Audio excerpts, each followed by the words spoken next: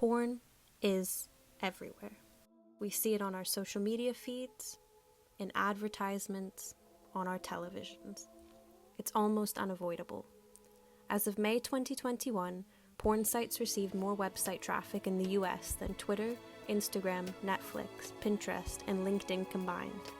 The industry makes over $97 billion annually, and that's only internet pornography. While recent rhetoric around platforms such as OnlyFans highlights a new wave of empowerment in the porn industry, there's a much darker reality to what happens behind the scenes.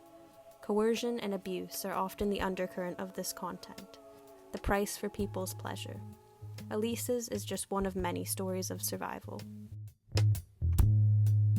Don't get any big ideas. They're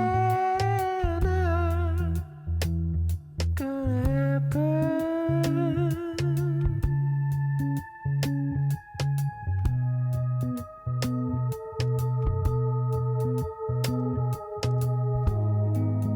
You paint yourself white and feel annoyed.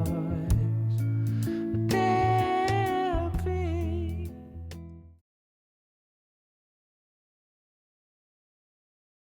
I think my experience was like a lot of girls. I wasn't looking to get involved in sex work at all.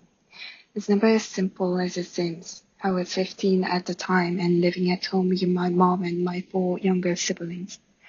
We're a fairly happy family, but I was always aware that we didn't have what other families did. We struggled. My mom was a single parent of 5 kids with no regular income and she did the best she could, but it was hard. I think it's easy for the argument of choice to be made for girls and women when we talked about the hardship that come with getting into this industry. But sex work was made to seem like the only viable choice for me to survive at the time. I had no idea what I was actually getting into. I happened to be out in town with some friends one afternoon when a man approached me claiming he was a modeling agent. He said I would be perfect for a job he had available for a new clothing company and that was where it started. How could I say no? He was so personable and my family really needed the extra help with money. On an unnamed porn site that received 33.5 billion visits in 2018, one of the most popular search terms was teen. This means there's a widely consumed genre of porn dedicated to girls who look, or potentially are, younger than 18 years old. According to the European Parliament report, 75% of people, mostly women, in sex work are between 13 to 25 years old. These chilling statistics prove that adult content is not just an adult issue. He told me it was going to be a quick weekend trip to London to shoot with a few other girls around my age. I was excited at the opportunity and was relieved that I'd find a way to make some extra cash to get me and my family through the week. But when I got there, the excitement and relief faded very quickly. Very quickly. As defined by the Victims of Trafficking and Violence Protection Act of 2000, the term sex trafficking means the recruitment, harboring, transportation, provision, or obtaining of a person for the purpose of a commercial sex act. The truth is that sex trafficking and porn is much more prevalent than most people realize. According to cases reported by the National Human Trafficking Hotline, pornography was the third most common form of sex trafficking, after escort services and illicit massage businesses. I got on the train that Friday afternoon and was met at the station in London by the man who had originally approached me back home and taken to what I thought was going to be a photography studio. I soon found myself in a dark, dodgy hotel room, and before I had time to realize what was happening, I'd been dropped. I find it really hard to talk about what happened to me in the following hours and days. I was assaulted and the traumatic experience was captured on camera. All of this happened without my consent. I wasn't even able to consent. I was still a child. All the girls there that weekend were still children. There is no standard system in place to confirm that participants in pornography gave their consent or are of legal age to do so. Anyone can post anything, and this includes child pornography and image-based abuse. Approximately 1 in 5 pornographic images online are of a minor. Children below the age of 12 were found to be depicted in 78% of videos and images received by the Canadian Centre for Child Protection. At 15, I wanted to believe the best in people. I thought it was my fault. I thought, how could I have been so stupid? But I was young, and I was vulnerable, and they took complete advantage of me. Following my assaults, I was continuously gaslit into believing that this was exactly what I signed up for, that I knew what I was getting into. I was threatened with more violence if I spoke out, told I'll be sued for more money than I'd seen in my lifetime if I tried to back out. When I finally returned home, I became very withdrawn. I was too ashamed to share what had happened to me with my friends and family. I didn't know how to cope and began having bad panic attacks. I've since been diagnosed with PTSD.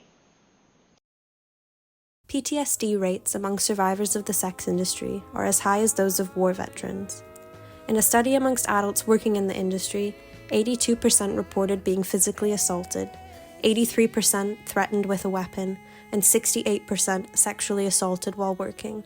And these are only the cases reported in this study. It wasn't long before the video started to pop up online.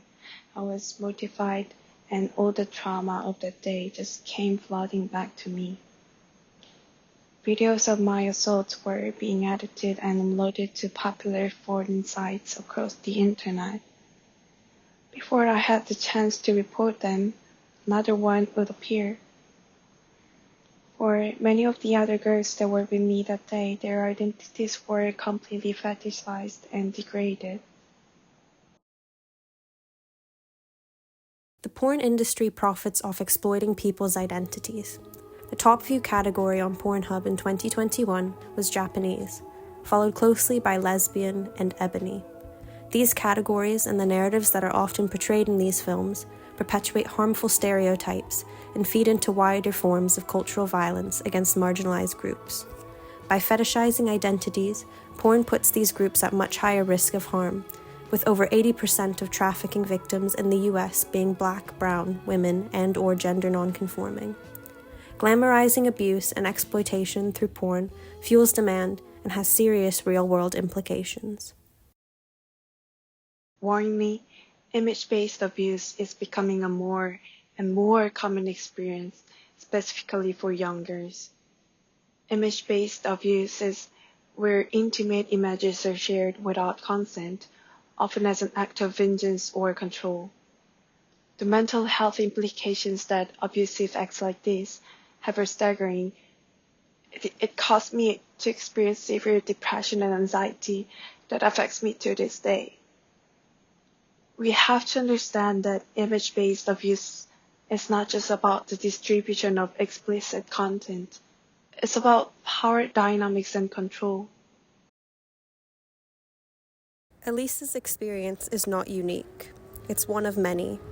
The sex industry and pornography directly benefit from patriarchal structures that feed into harmful forms of cultural violence, stereotyping, and fetishization. While many argue that porn is a means to express sexuality and empower individuals, the veil of empowerment can mask underlying issues of exploitation and objectification.